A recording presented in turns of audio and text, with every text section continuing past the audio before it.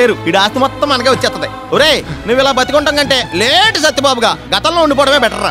తొందరగా పోగొట్టేమని గుడికి దండం పెట్టి వచ్చేదా పద. అలాగే బాయ్ రా. నువ్వు పోయాక డెడ్ బాడీ కలెక్ట్ చేసుకోవడం వస్తాం. Happy death journey bye. ఒరే జాతక చచ్చిపోయా.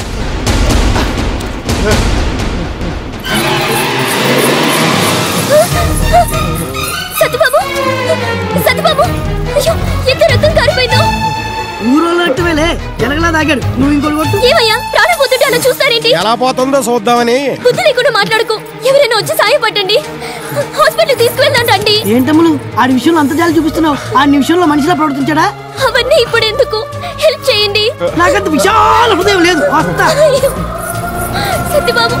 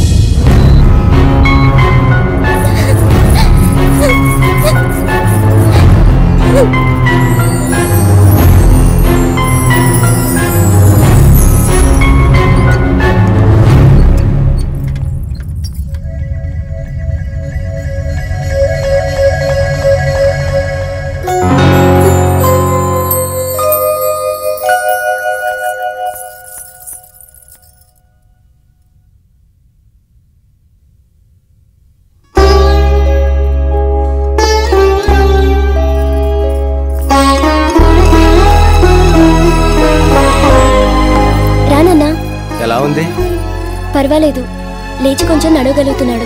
అయితే వెళ్దాం పద. ఎక్కడికి? ఇంటికి. తనని ఇలా వదిలేసా? అయిన వాళ్లే తన పట్టించుకోవట్లేదు, మనకెందుకు? అది కాదు నాన్న. ఎప్పటికే తనతో ఏ సంబంధం లేని నీకు ఇంకేదో సంబంధం ఉందని ఊళ్ళో జనం అనుకుంటున్నారు. మీరు అనుకోవడం లేదు కదా? పెళ్లి కావలసిన పిల్లవి పరాయి మగాడికి దగ్గరుండి అన్ని సపర్యాలు చేయాల్సిన అవసరం ఏమిటని రేపు ఎవరైనా అడిగితే నేను సమాధానం చెప్పాలి కదమ్మా. చెమర్చే కంటిని చెయ్యి ఓదార్చింది అంతే. ఉప్మా పెడితేనే అపార్థం చేసుకున్నాడు. నువ్వు దగ్గరుండి ఇన్ని సేవలు చేస్తుంటే దగ్గరవడానికి అనుకుంటాడమ్మా. సత్యబాబుకి ఇప్పుడు మనుషులు లేకపోయినా పర్వాలేదు, తన దగ్గరున్న డబ్బును చూసి డాక్టర్లు బతికించేస్తారు. నువ్వు రామ్మా.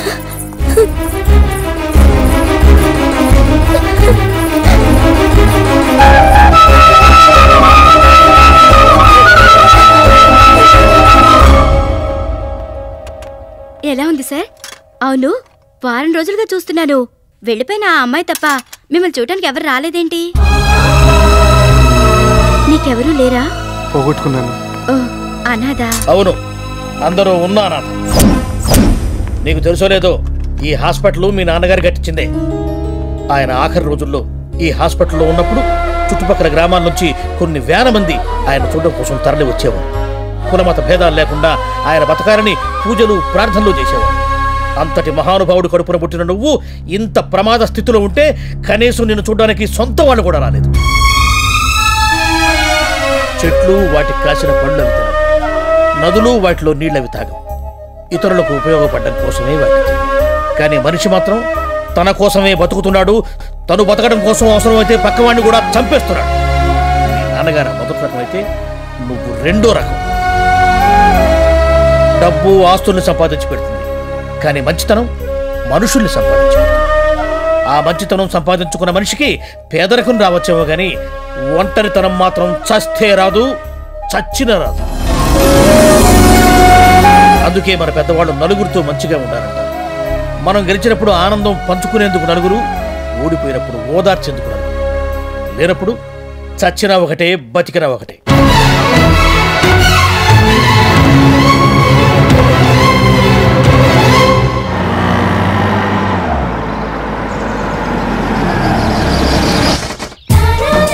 రెండో దిన ఇవిగో తలాలు. ఈ రోజు నుంచి మనంతా కలిసే ఉందాం. ఇన్నాళ్ళు డబ్బు కంటే విలువైంది ఏదీ లేదనుకున్నాను. ఆ డబ్బు పిచ్చిలో పడి నేనేం పోగొట్టుకున్నానో నాకు ఇప్పుడు అర్థమైంది. అరే ఎక్కడికి రా? కూర్చో ముందు. ఇదేంట్రా నన్ను నీ సీట్లో కూర్చోబెట్టావు? ఈ రోజు నుంచి ఇది నీ సీటు, ఇది నీ షాపు. జాగ్రత్తగా బిజినెస్ చేసుకో. థ్యాంక్స్ రా తమ్ముడు, చాలా థ్యాంక్స్ రా. ఏంటిది? అయ్య బాబాయ్, వీళ్ళెవర్రా? మన షాప్ లో పనిచేయడానికి వచ్చిన బ్యాండ్ మేళ ట్రూపులా? కాదు, మన స్టాఫ్. ఇక మీదట వీళ్ళంతా యూనిఫామ్ లోనే ఉంటారు. రేయ్, ఈ రోజు నుంచి మీకు ఎవ్వరికి ఇక్కడ జీతాలు లేవు. నువ్వు మారిపోయావు అనుకోను, ఇంకా మారలేదన్నమాట. మీకు ఇచ్చే జీతాలు కాదు, లాభాల్లో వాటాలు. నిజంగానా? అవునన్నయ్య, ఇక నుంచి క్లబ్ కట్టం మానేసి శుభ్రంగా ఈ రైస్ మిల్ చూసుకో. ఇగో తాళాలు. ఒరేయ్, చిన్నవాడివైనా నువ్వు మా కోసం ఎంత చేస్తున్నావంటే పెద్దవాడిగా నీ కాళ్ళకి దండం పెట్టాలనిపిస్తాను. చచ్చా, మళ్ళీ మనకేంటన్నా ఇది? ఇన్నాళ్ళు బాధ్యత లేకుండా మీరు తిరిగారు, మీ విలువ తెలియకుండా నేను పెరిగాను. ఇక నుంచి మన అందరి మధ్య ఉండాల్సింది ఆప్యాయతలే, రుణాలు ఉండకూడదు. అలాగే నువ్వు ఫ్రీగా వాటర్ ట్యాంక్ కట్టిస్తావు, బానే ఉంది. అనాథ పిల్లలకు స్కూళ్లు కట్టిస్తావు, బానే ఉంది. రైతులకు సహకార సంఘం బిల్డింగ్ కట్టిస్తావు, బానే ఉంది. చేతులు తడపకుండా పర్మిషన్స్ ఇమ్మంటావు, బానే ఉంది. అదే బాలేదు. ఏంటి తడిపేది? పక్క పర్మిషన్ ఎప్పుడు వచ్చింది? మా అక్క. ఏయ్, నా పర్మిషన్ లేకుండా నువ్వు పర్మిషన్ అలాగే ఇచ్చావే? నువ్విచ్చేదేంటి బోడీ? చైర్పర్సన్ ని నేను. అయితే మాత్రం నీకేం తెలుసని నోరు మూసుకుని లోపలికి వెళ్ళు. ఆ పని చెయ్యాల్సింది నువ్వు. ఇక మీదట నా కుర్చీలో కూర్చున్నా, మున్సిపాలిటీ విషయాల్లో కలగజేసుకున్నా, మొగుడువని కూడా చూడకుండా ఈ గన్మెన్ గడ్ చేత ఎన్కౌంటర్ చేయించేస్తా. వేసేయమంటారా అమ్మా? ఒరేయ్, అవునమ్మా, మీ పనులన్నీ మీరే చేసుకుంటే ఈయనేం చేస్తాడు? వంట చేస్తాడు. నాకు వంట చేయడం రాదు బా మరిది. మంగ తయారు దగ్గరికి వెళ్ళి 4 రోజులు ట్రైనింగ్ తీసుకోండి. దాని టాపిక్ ఎక్కడెందుకు పద. ఎక్కడికి? అంట్లో ఉండదు ఉంటాడు నీ బాబు. రా.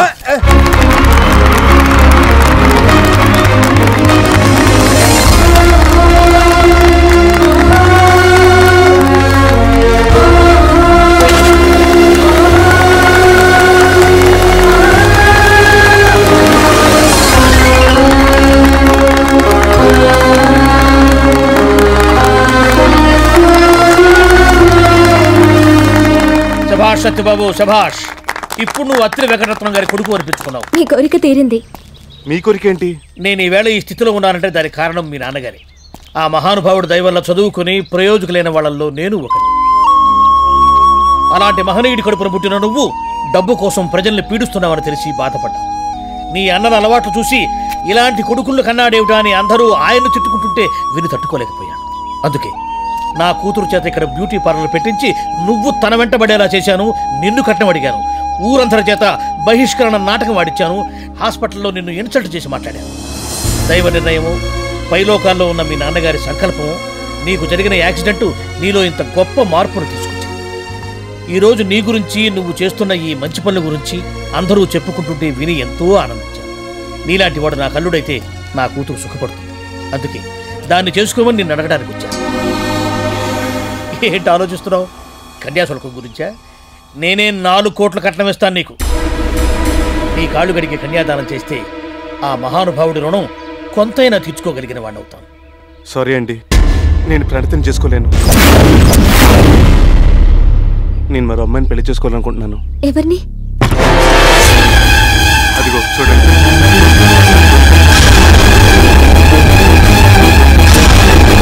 ఏంటిది? ఏమైంది? యాక్సిడెంట్ అయి చావు బతుకుల్లో ఉన్న సత్యబాబుని చూసి తను బతికితే తలనెలాలు ఇస్తానని మొక్కుకుంది.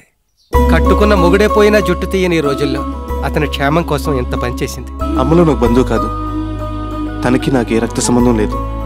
తన ప్రేమను కూడా నేను కాదన్నాను.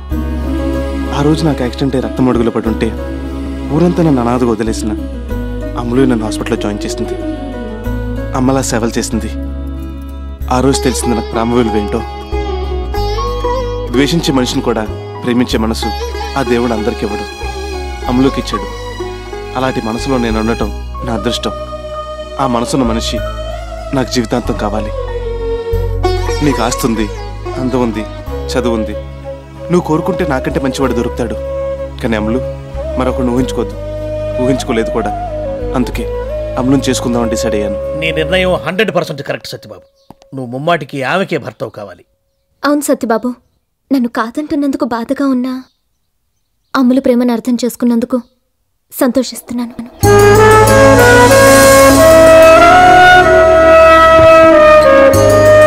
వెళ్ళొస్తాను. అలాగే.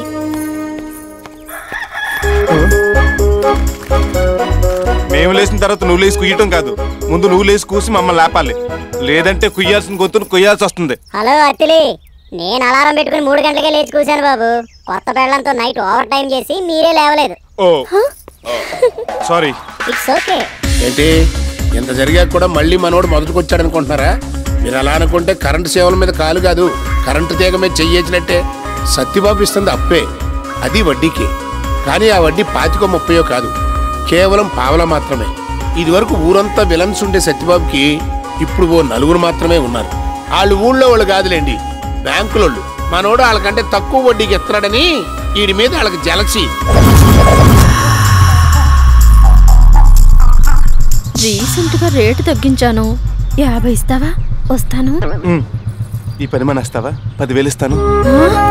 వ్యభిచారం చేయటం మంచిది కాదు, ఎయిడ్స్ వస్తుంది. ఈ డబ్బు తీసుకుని వేరే ఏదైనా వ్యాపారం చేసుకో.